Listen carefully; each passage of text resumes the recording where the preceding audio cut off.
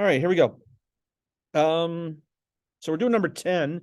It's a right trapezoid. I don't like the way it's facing. I'm just going to turn it sideways like that, throw the numbers in. Notice the answers are already there. Answer 64. You don't have to do this. It's just a bit more convenient to work with. So since it's a right trapezoid, if I drop a perpendicular right there, I get a rectangle and a triangle. So the area of the whole thing now would be a triangle plus the rectangle would be the trapezoid. You could also do base times height.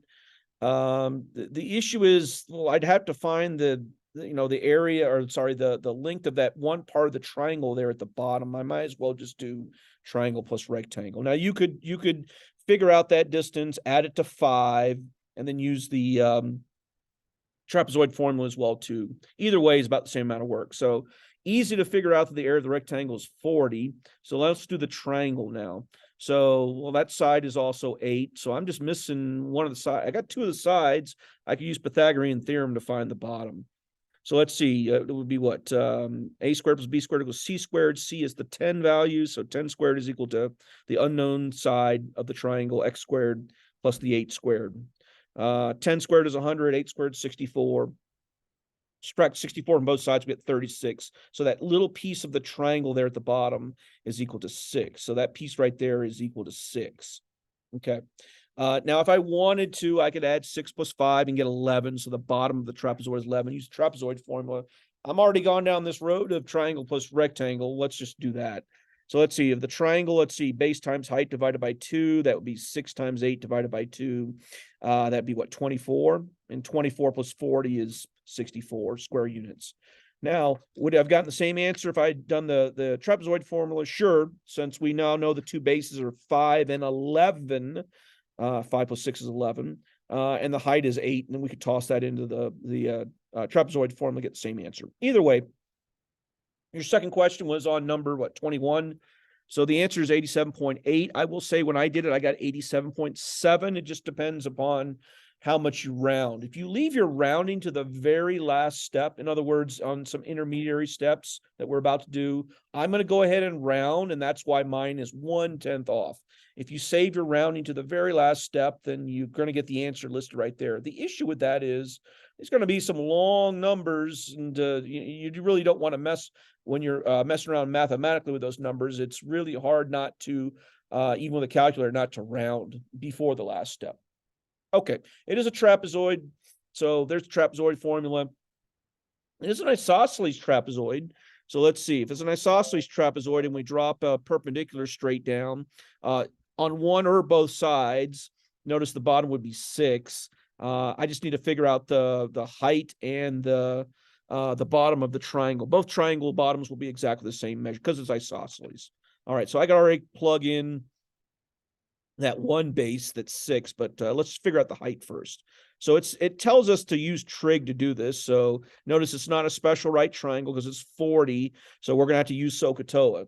So let's see. If we're trying to find, let me mark this for you. If I'm trying to find this portion right here in relationship to 40, that is the opposite side. So O, and 10 would be the hypotenuse. So I got an O and an H, and that is sine.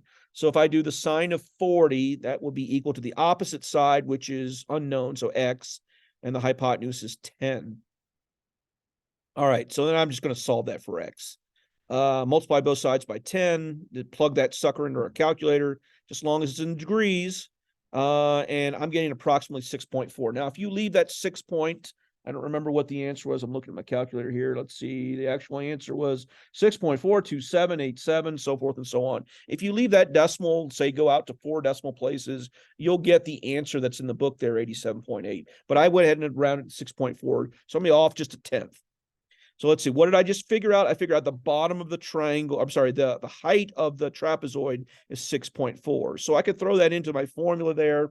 Right there, 6.4, and I can throw 6 in for one of my bases. So I just need to find the second base. Let's see, where is the second base? Well, the second base is this distance right here. So that'd be 6 plus whatever that value is there, and that's the same as this value right here. So let's do that calculation. Once again, it's going to be trig. This time it's going to be the adjacent side and the hypotenuse. So that's going to be cosine. So the cosine of the x value, where once again, where is the x we're solving for? We're solving for this side right here. So in relationship to 40, adjacent side would be the x and the hypotenuse would be 10. So it's same drill here, multiply both sides by 10. I'm going to get a decimal approximation, and that's 7.7. So I could put that 7.7, there's your 6.4, 7.7 there and there as well too. So to find the entire second base, right, it would be what? 7.7 times 2 plus 6. And that gave me, looking at my calculator here. Oh, I got it written right there at 21.4.